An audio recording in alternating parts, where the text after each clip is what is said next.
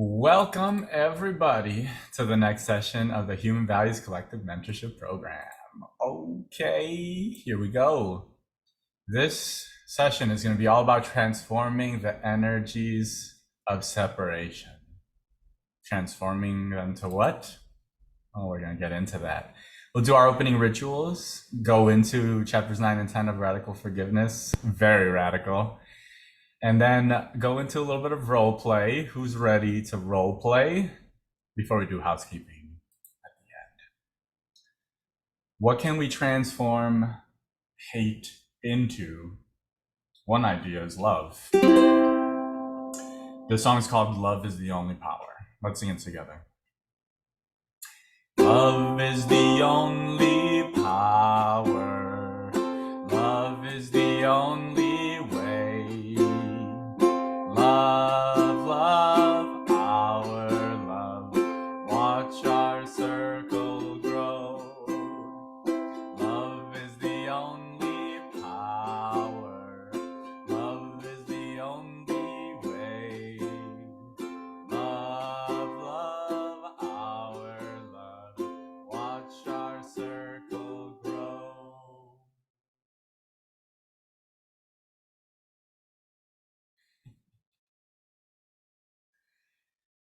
Today we honor the traditional homelands of the Council of the Three Fires, the Ojibwe, Potawatomi, and Odawa nations, as well as the traditional homelands of the Kickapoo, Peoria, Kaskaskia, and Mia, the original peoples of Chicago, Illinois. Till this day, Chicago is one of the largest urban indigenous communities in the U.S. We celebrate the natural beauty, culture, community, and connection with Mother Earth that our indigenous siblings have preserved over the centuries. Babe can't hear you very well. Is it on me? Yes. We can't hear you very well. Very quiet. Yeah, you're super, super quiet. You were fine, and then all of a sudden you just got real quiet. After the song, Yeah.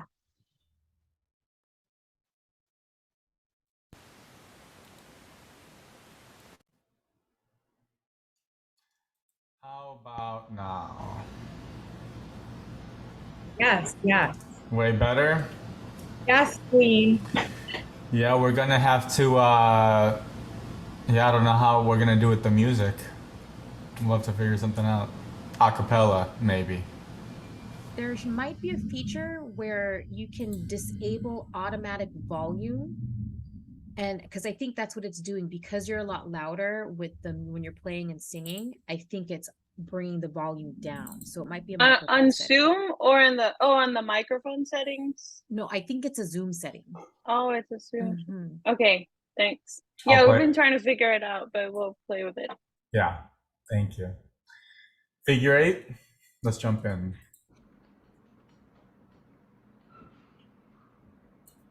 These are the instructions for visualizing the figure eight, a meditation by Phyllis Crystal. Before cutting the ties between you and your parents, the following exercise must be practiced daily for at least 2 weeks for each parent. Close your eyes and settle comfortably in your chair or on the floor, and imagine that you are drawing a circle around you on the ground at arm's length, so that the radius of the circle is the length of your arm with fingers extended. Visualize this circle as a tube of gold light, like sunlight. Do not hurry or strain to see it, but rather allow it to appear in your mind's eye. When you are satisfied that you are in the center of the circle of gold light, visualize a similar circle just barely touching your own, but not overlapping yours. Now, see which one of your parents appears in the circle in front of your own when you call for one or the other of them. Be sure that each of you stays in the very middle of your own circle, and if it appears to you that either of you moves from the center or tries to enter the other's space, imagine that both of you are like puppets or dolls, which can be picked up and put back where they belong. You may have to do this several times before you both stay centered, especially in a situation where one is more dominant than the other. When you can see the two circles clearly, and both of you are in the center of your own space, visualize a pale blue neon light flowing inside the golden tube, starting at the point where the two circles join and moving in a clockwise direction. First around your parents' circle directly in front of you and back to where the circles meet. Now watch the blue light continue on around the left side of your circle, around behind you to your right, and then back again to where they meet, making a figure 8. Continue to watch this flow of blue light in your mind's eye for as long as you can hold the picture without strain. This varies with each person, but is rarely more than 2 minutes.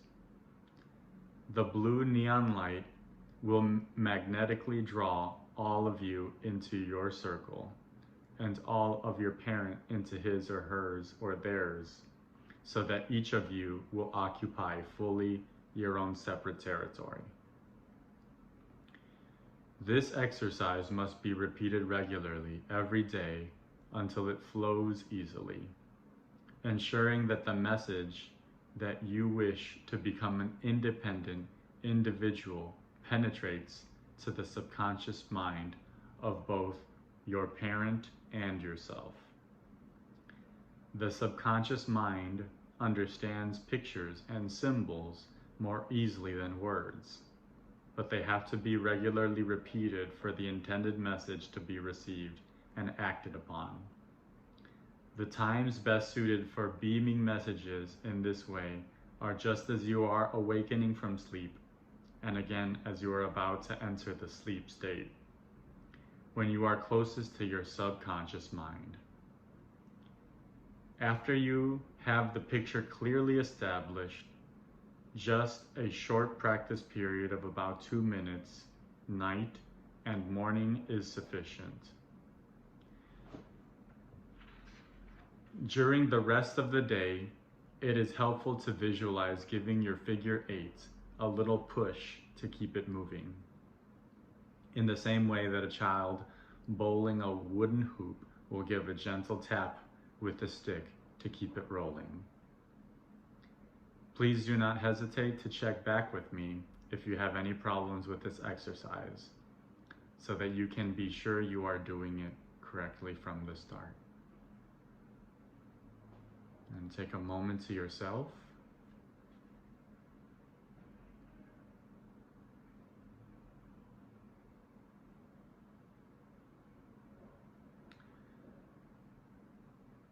When you are ready, open your eyes.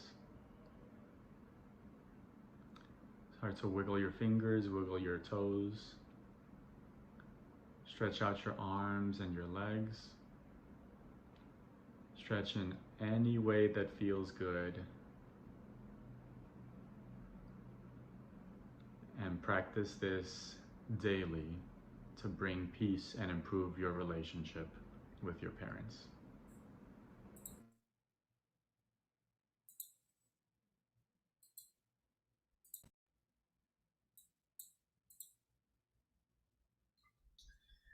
Figure 8. How are we doing practicing with our buddies? Can I ask the group a question? Please. I saw something very interesting. I think it was a couple weeks ago now, and it's slightly the same but variant since. I have a really problematic relationship with my father. I saw him literally as a child. Threw me for a massive loop. And I literally had to imagine a hand holding him because he kept running. He was scared and didn't want to be there, and holding by the back of his shirt. the next time around, like since then, I've seen him more like age of like when he emigrated, more so. But yeah, I have never imagined my father as a child, at least not as an adult, have I imagined him as a child that I can remember. So yeah, thought that was really fascinating, wondering if anybody has had anything similar happen or any possible insights.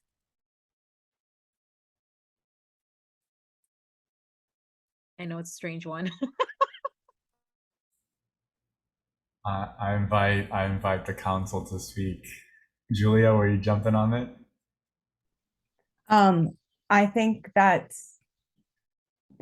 think it's part of the process for sure. And when you do see your parent as like a kid, it makes them human in a way. It humanizes them. Not that you're not aware that they're not human. But I think when there is so much trauma that is associated with our parents, and not just like our parents, but the generational trauma that Mhm. comes along with that all combined, um, it makes you pissed off. You're like, you were supposed to, I didn't want to be here. You were supposed to, have my back. So yes, I totally get what you're saying, Jamie. And even if you've seen like pictures of your parents as kids, um, it's still like visualizing that. And like I think about my dad as a little boy, and I get emotional just thinking about that. And like you, Jamie, I have a very difficult relationship. Um, so I think that's totally part of the figure eight process, and that um, you know, it's part of forgiveness too. Um, I think a little bit. I don't know. Does anybody else have anything or thoughts? I'll say that makes a lot of sense, especially the humanizing part, because especially because of the how long we've had such a troubled relationship. If I reflect on that, there was a level of compassion that I had for him that I have not had in a very, very long time. Yes. Thank you for sharing that, Jamie. And Julia, I think you're right. And I've never experienced something like that before.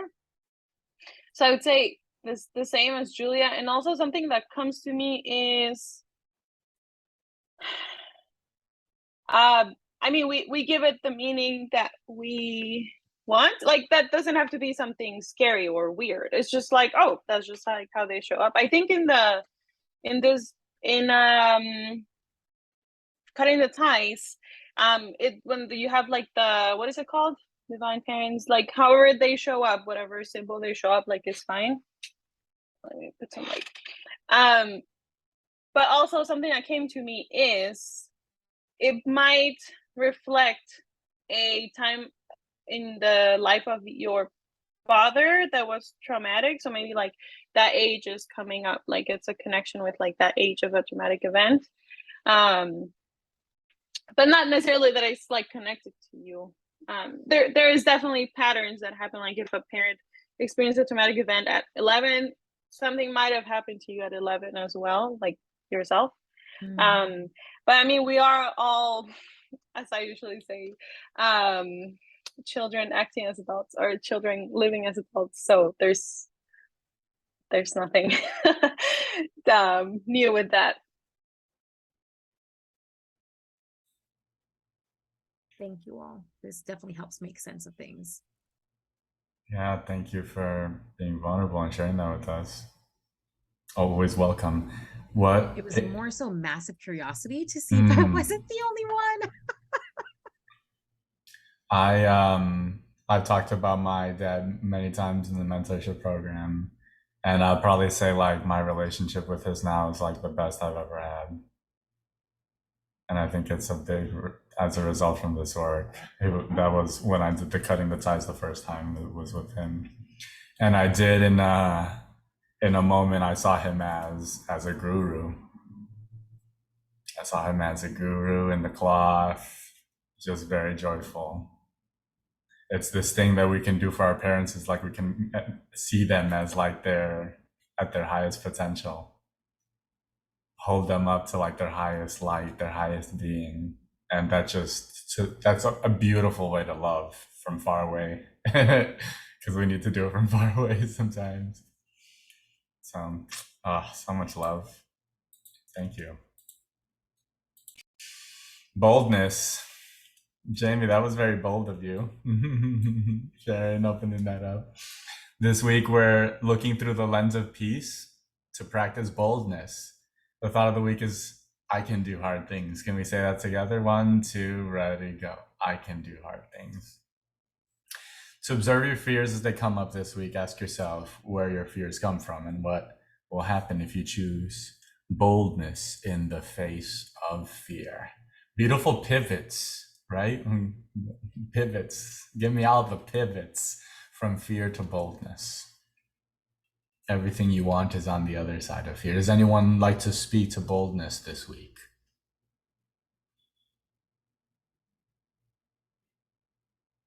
What have you done that's been bold?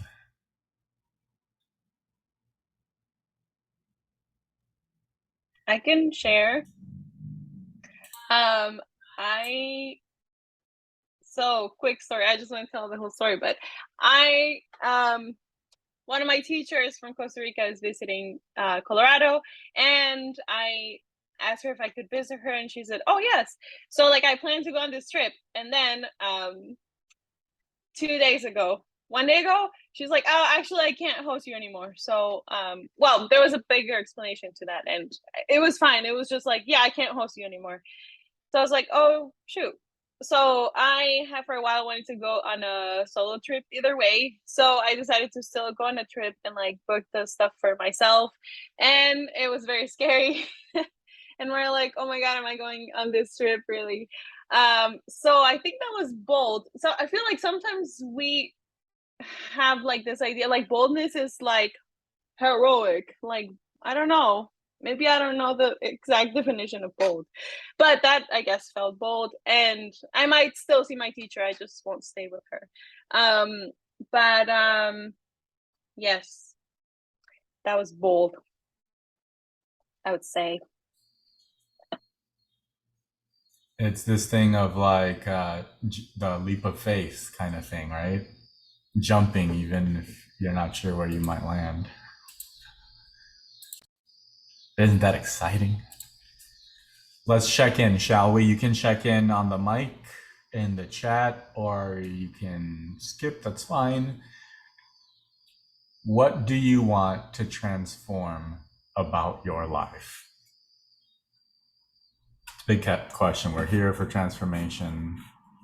The book says that's like our spiritual path. Everyone is on a journey for transformation, even if we don't know it.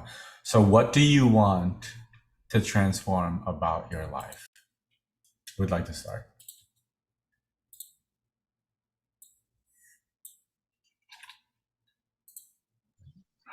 I can start. Oh, Jamie's in the chat too. I missed what she said. I'm so sorry.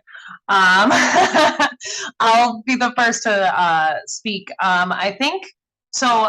This is kind of what I was thinking about when I was doing, or when I was thinking about your question about boldness.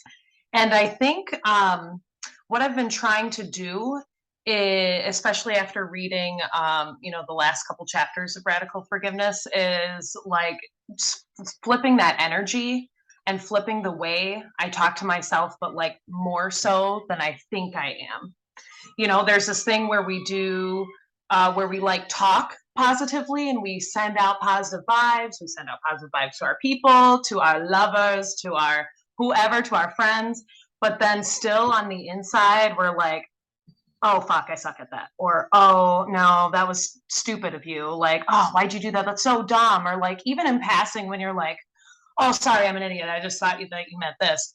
I'm trying to like take those little things and stop those. You know what I mean? So like, it's tricky to do because sometimes it just comes out of your mouth. It's like a habit. It's like, you drop a plate this is like the only example that came to my mind, but like you drop a plate and you're like, oh my God, I'm so stupid. I dropped this plate. How could I be so clumsy?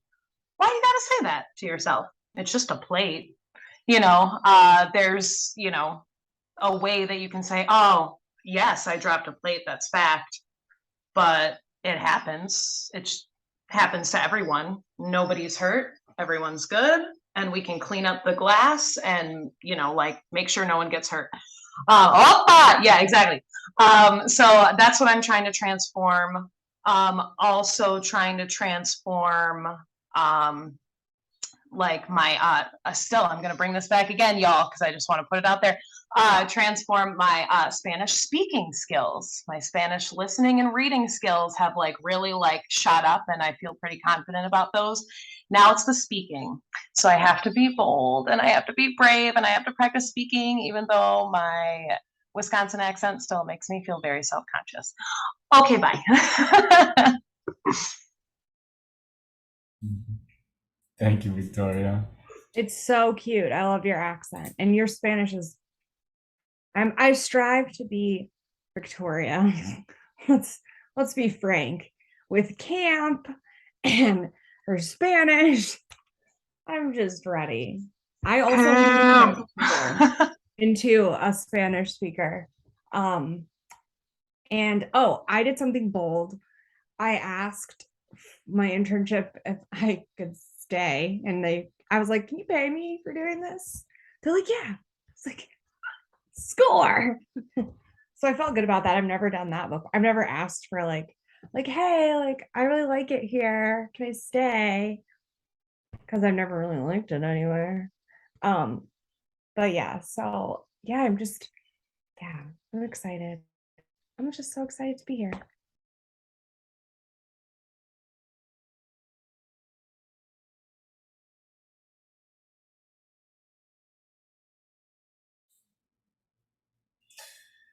You got you a job just for asking for it? Whoa. Can you pay me some money, honey? It's Thank almost you. as if we can ask for what we want in life. Exactly. It's almost as if, and I didn't let any of my, negative self-talk be like, oh no, you don't deserve it. No, I fucking deserve it. Okay. I am a boss ass bitch. Can Yes. everyone write in the chat, I deserve it? Hashtag boss ass bitch. Second part's optional. You deserve it. About to take us to church. You deserve it. Thank you so much for sharing, y'all. We're going to continue sharing here as we review chapters 9 and 10 of Radical Forgiveness. Colin Tipping, continuing to hold our feet to the fire, baby. Chapter 9, cause and effect. Not the way I was thinking of cause and effect. And chapter 10, mission forgiveness. In chapter 9, I'm asking everyone, feel free to check in with like your favorite quote. But for me, this is the first quote that I pulled. So this says, thoughts accompanied by large amounts of energy, especially emotional or creative energy, have a much larger effect in the world. Thus, they take a large hand in creating our reality. So as Colin kind of started off the book, we're talking about a certain number of assumptions we're making. The good assumptions, not the way Don Miguel Ruiz talks about assumptions. These are like the good assumptions. So we're making the assumption here that our thoughts have a literal impact on our reality. So that's kind of like a big assumption that we're making right now. And hopefully this is a place that you're stepping into right now. And I've understood for a while, because when I get into a negative thought pattern, I know that feeling of whatever the negativity, usually shame or guilt, that feeling comes up And then this is so interesting how became clear to me of the mechanism of ego.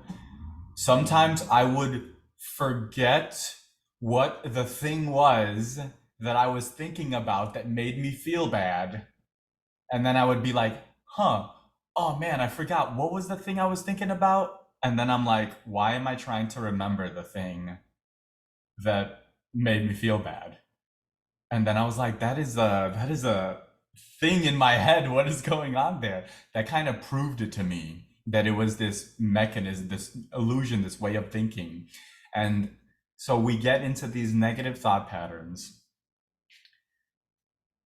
Thankfully, we have ways to stop that pattern and pivot towards what we do want to create, what we do want to project in the form of human values, right? So we see the feeling, we feel the feeling, we look, what is the thought causing this feeling? Oh, it's that. And then we do the work on that thought. And then what do we want to pivot to? Oh, I want to pivot to boldness. Boom. And then it's like you take that film out, you take the shame film out, and then you put the boldness film in the projector. Let's go. So we're using the power of our thoughts and our feelings to create that reality for ourselves. Is everyone with me?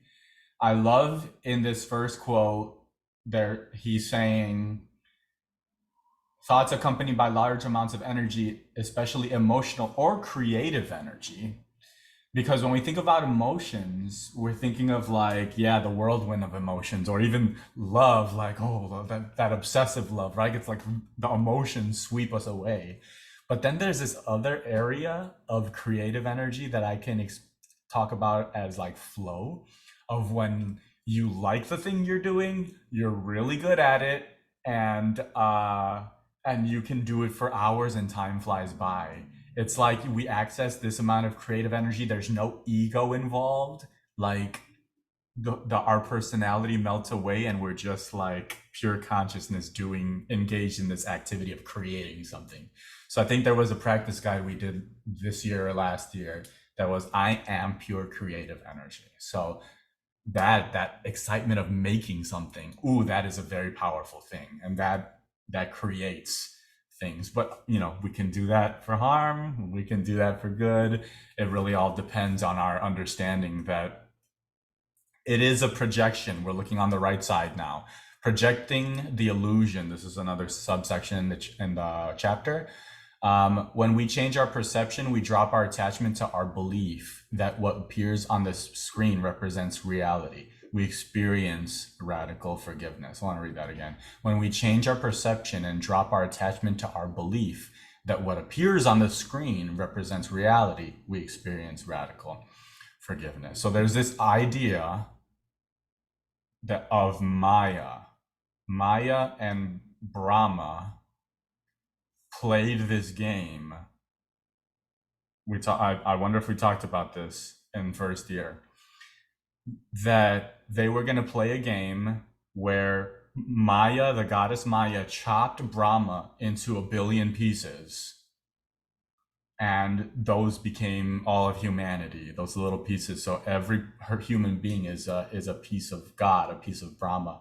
And the game was, remember who you are. And Brahma, once all the pieces of Brahma came together and remembered that they were all Brahma, that they were all God, then they win the game.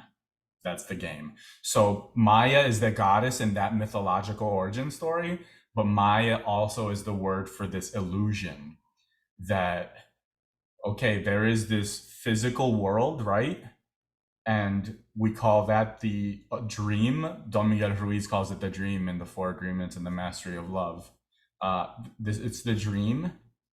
And then underlying is this other spiritual reality where we know our spirits are colluding with each other and we're helping each other evolve. That's the spirit reality.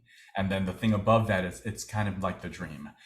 That's why people make a lot of references to the Matrix, and that the Matrix is such a big deal, because it points to this idea that like there is a reality beyond what we can see, right? And if you're a person who's energetically sensitive, you can feel that. That's why there's that phrase, trust vibes, not people, right? We're accessing this other world, right? So we want to be careful to always keep an awareness that what appears on the screen, it's one, we can say it's not reality. Another way to say it would be like, that's one level of reality, or one dimension of reality is what we can see.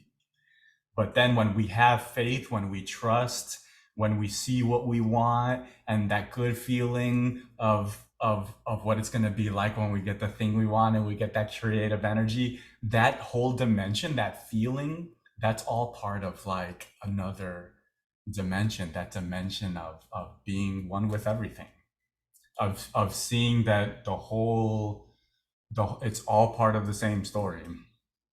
These are big asks being made of us, but it's also kind of this thing of like, it's for our own benefit, where you want to live, and when people are ready to step into the new dimension from the old dimension. And I see it all of the time with my high school students. When I see students in their freshman year very closed off, and then I see them progress, I can almost see them progressing through this, through what is this, a vibrational chart, moving up into the different values. And then this beautiful goal of being this place of enlightenment. I like this chart, but at the same time, it insinuates that we have to progress, or we have to like go up certain levels. And I understand that, and maybe part of that's been true in my journey. But I also want to share that there's this thought: the only thing stopping you from being enlightened is the idea that you aren't already enlightened. So again, from two dimensions, right? In one dimension, in the physical dimension, we're on a journey and we need to do this work to get to this higher level. From another dimension, we already have everything we need. We're already there. This is it. That's why every time I open this Zoom call, I'm like, oh yeah, these are the people, baby. This is it. Yeah, I want this organization to grow and this program to grow, but also this is it right here. I am loving this. And feel that energy that feels when those words come through, right? This is it. I am loving this. That brings the vibration up. That's like that acceptance, love, joy, peace. That's human values. So when we're practicing human values, we are literally raising up our vibration. Colin continues, if we engage in activities and consistent ways of being that result in our vibration being significantly raised, we may find ourselves becoming first cause. At the beginning of the chapter, we have cause and effect, the cycle of karma and samsara, right? The birth and rebirth, the pain, the whole cycle. That's the cause and effect. And then eventually, the more we practice, as Colin states, believe it or not, through multiple lifetimes, eventually we evolve to that point where we just become the first cause again. Meaning we escape cause and effect. We just are. We're just pure love. And who doesn't want to be pure love? Everybody, I get carried away. I'm loving this. I want to invite people to speak a little bit about chapter 9 if you have any comments or other quotes you'd like to pull. There's an activity I would be, the next time like we all get together, or like some, portions of this group get together, we should try. So I used to do this with teams. It's the one that I mentioned in the chat. And it was to show exactly what you're talking about, how, our thoughts and our feelings manifest and form our reality. And so what we would do is we would ask for a volunteer from the group. They'd come up to the front of the classroom, and I would tell them they would have to put their arm out, and then I'm going to have them repeat after me 10 times. Then I'm going to try to press down on their arm as hard as I can. And I'm going to do this twice. The first time around, the repeating phrase is something very negative, like I'm a failure. And you have the person repeat that 10 times. You try it, And like, sure enough, okay, arm goes down really quickly. The arm is literally physically weak. We have him do it again, except this time it's a very positive, affirming phrase like, I'm a star, or I'm successful, or something along those lines. Repeat 10 times. And the body literally responds with a level of strength that was not there with the failure comments. It's so fascinating to see how that manifests in physical reactions in your body because of thinking it and saying it comes out in this way of strength and weakness in your body. Yes, I remember hearing about that. Victoria, can we add this activity to the Human Values Collective camp? Little meeting notes that we got going on. Heck yeah. It's Ja- already there. It's Jamie- already in there. Jamie facilitating. Sure. And it's fun because, like, of course, the kids, like, they're not going to believe you, like, oh, because they were expecting it. So you ask for more volunteers and they expect it the whole time. Sure enough, it works every time. And they can line up and do it one by one, so that's great. Does anyone else want to share any bit more? I saw a couple quotes. Does anyone want to share any more about chapter 9?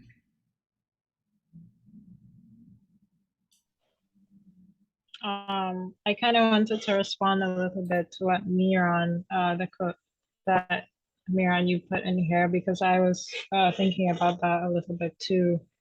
Because I feel like sometimes I overanalyze my thoughts. Like I have a little bit similar to what you said of I try to get down to the root of why I'm feeling this way, and then I try to break that down and all the things.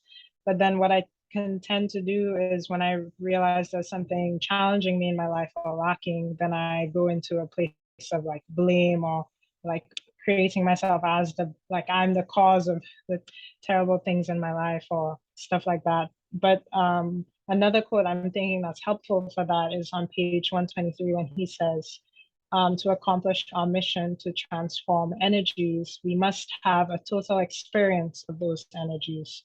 And I think that's helpful in the sense of maybe we don't always have to understand why there's something that's not present in our life specifically. But I think it's always an opportunity to go deeper into why that's presenting itself. And so, for example, with something I think about is maybe there's not much financial things in one's life.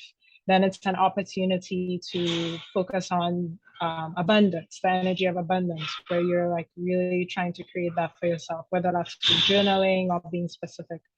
So it's helpful for me to look at that as an opportunity to go deeper with how we can pivot energy instead of like going into a place of blame.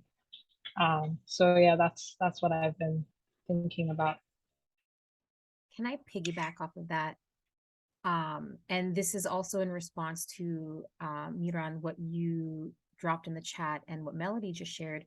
I started reading this other book called it's an intersectional approach to like workplace inclusion on purpose, an intersectional approach to belonging at work. And in the introduction, the author does this beautiful job of explaining how if we center on the experiences of women of color in this case, we will inevitably create cultures that benefit men, women. Granted, she does go into the binary: men, women, people of color, and white people. What she also says is that there is no level of like imposter syndrome workshop or confidence conference series that is going to change systemic and structural inequities. And this is why people need to come together and step up and step in for equity work, because all of this, like, it's just a band-aid no matter what we do. Like, the quote that Miran highlighted, sure, okay, maybe we don't have maybe we're poor, maybe we're in a poor neighborhood, but that doesn't reflect on our beliefs, on our values. That is a reflection in most cases on systemic and structural inequities.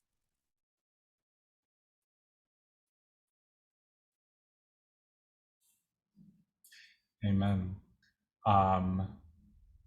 This work, to me, clearly leads us back to action. I mean, if we even just go through love, truth, peace, nonviolence, right action, our 5 universal values, I've come to understand the value of right action so much more in the last 2.5 years, to truly be like a huge pillar of what we do. So thank you for speaking that into the room, Jamie.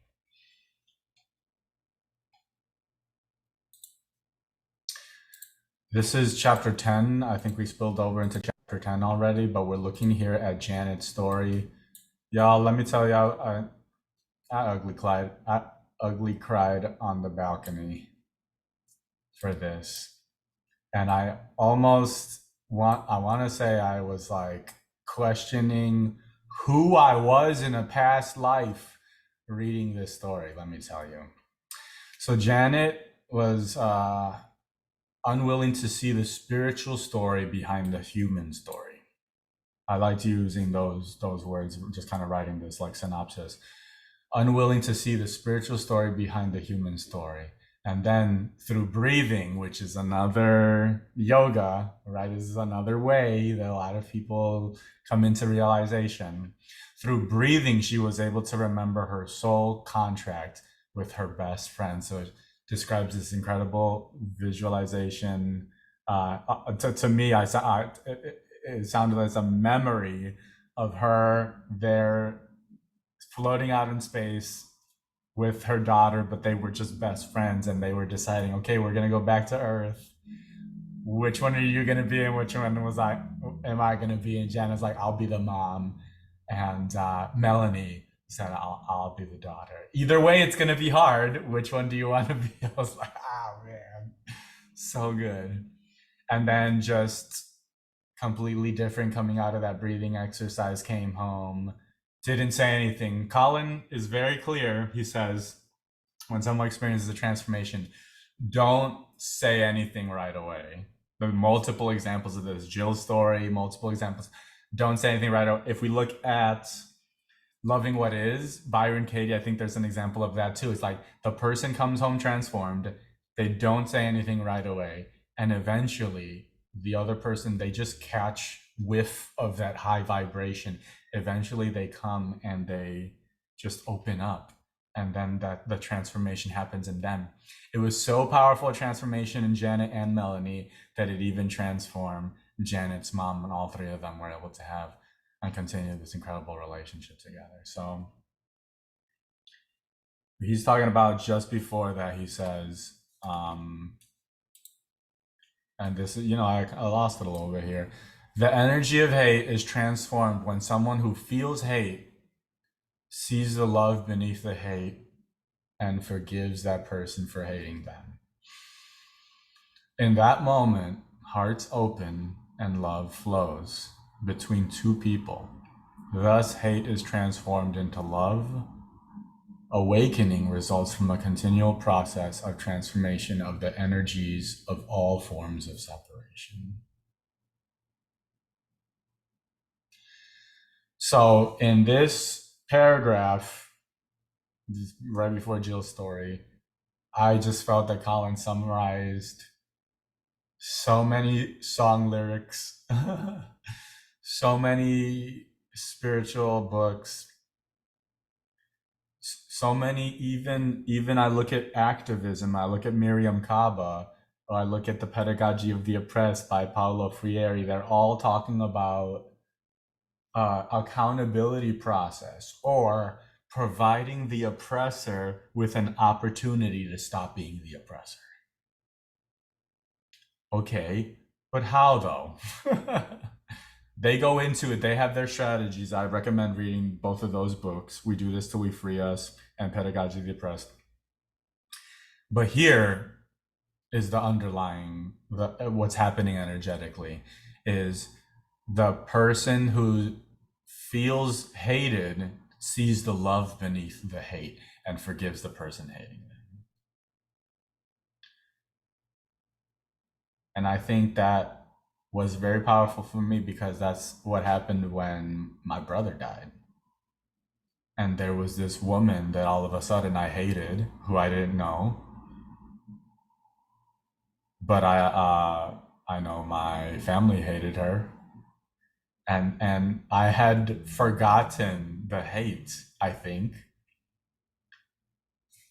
And then when I read this part that Melody was referencing, we're here to feel all of those things. We're here to feel hate. How can we not? First of all. Second of all, we're here to feel hate. It's the only way to go beyond the hate.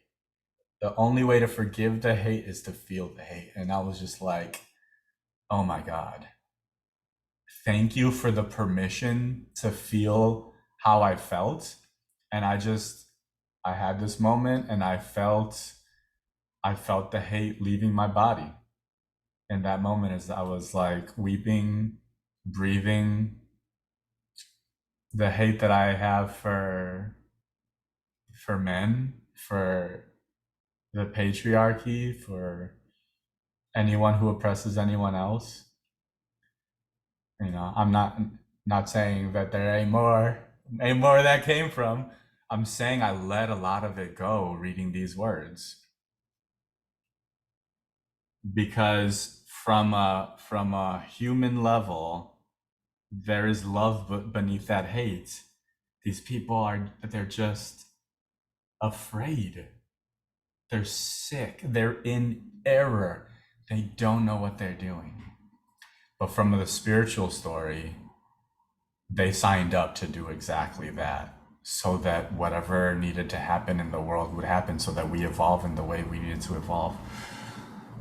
Ooh. Are we willing to step into this dimension that forgiveness heals? I've been doing my best, let me tell you. What has helped me is this book called Be Here Now by Ram Dass. And he in there says, when we start to look at people not as separate things, but that we're all part of the same spiritual family, we're all one, we're all different manifestations of the same love, then we're truly able to see people. And then how could we not be moved to social action? We're moved to social action because we're loving ourselves in the taking care of other people.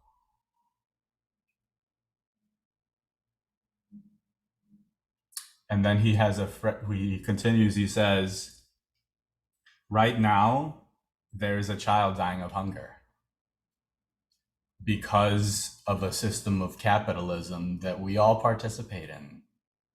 We're all complicit in this system. That is true. Also, what is true, we're all here tonight doing our duty, doing our dharma. We're all working on ourselves. We're all trying to learn and improve our communities. That is also true.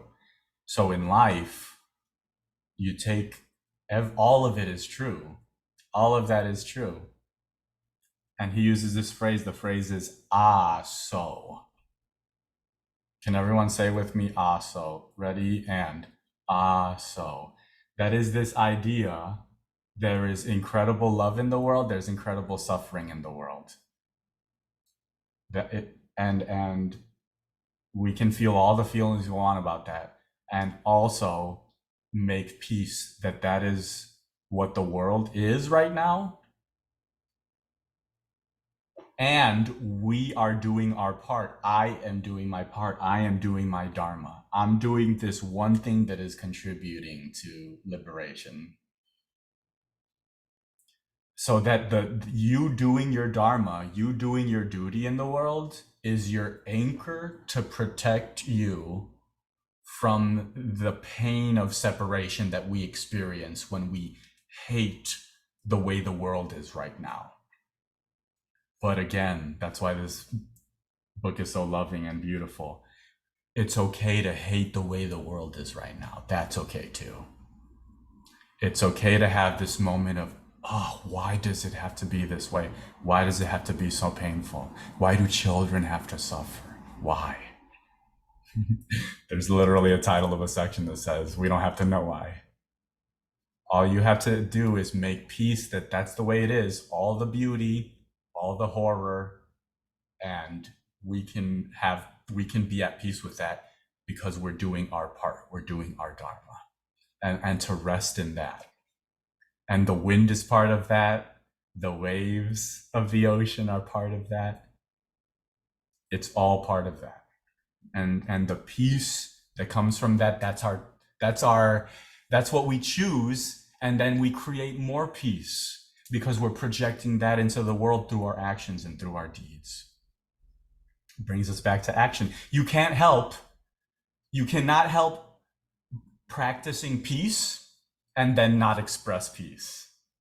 You can't practice right action in your heart and then not express right action out in the world.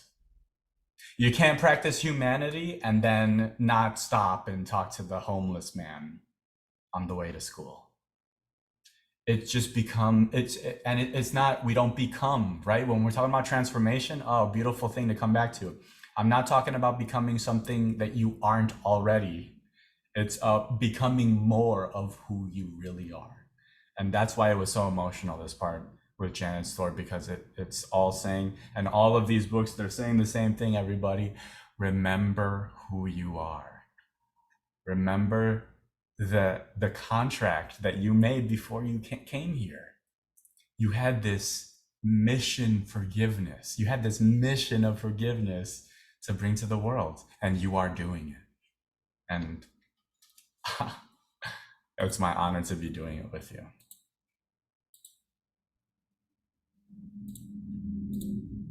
Any final comments before housekeeping today, please?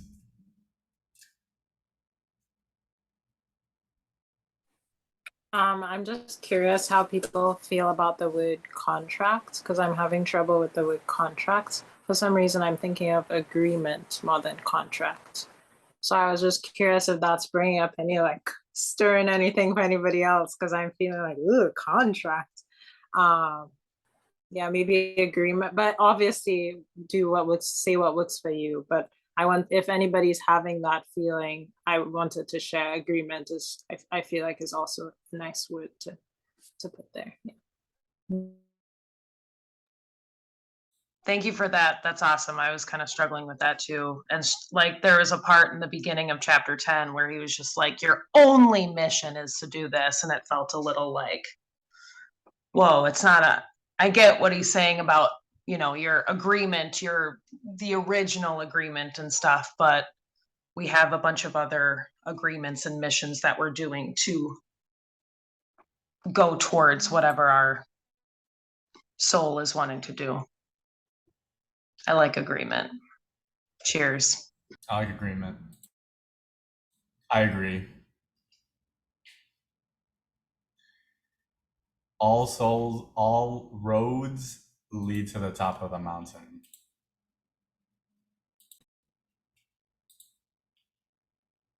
Dearest spirits, love yourself, love the world. Read chapters 11 and 12 of Radical Forgiveness for the next meeting, 9/21. Practice cosmic parents in your meditation. Hey, maybe say hey to your buddy, give him a little nudge. If you haven't meditated with your buddy, remember you don't have to meet in person. You can do a phone call if you want, or you just say, hey, 8 p.m., we're still on? Okay, I'm meditating now, go. Review the slides and the video recording in Mighty Networks website. Thank you for the feedback on that. I want to make sure that things are accessible and it's easy to use. Homework, be ready to share some more ideas about your initiative. Is it the same Human Values Initiative you've done last year, or are you updating it? Are you doing something different? And this is what I'm talking about with the tapping into the creative energy. One of the purposes of Let's Have a Human Values Initiative is that you're creating a thing, right? That you're doing a thing, you're doing a dharma. It doesn't matter how you do it. You could do 1,000 different initiatives, but that you're doing something is a very powerful thing. You're a creator after all, isn't it? Next session is September 21st, and I'll be excited to see you then in a fortnight. Anyone want to play Fortnite? If we can work together in peace and harmony, if we can work together, the I and you are we. If we can work together in peace and harmony, yes, if we can work together, how happy we will be. You've made today an amazing day just by you being you. There's no one like you in the whole world, and I like you just the way you are. Have a great rest of your evening, everyone. Appreciate you, and see you next time. Bye. Bye.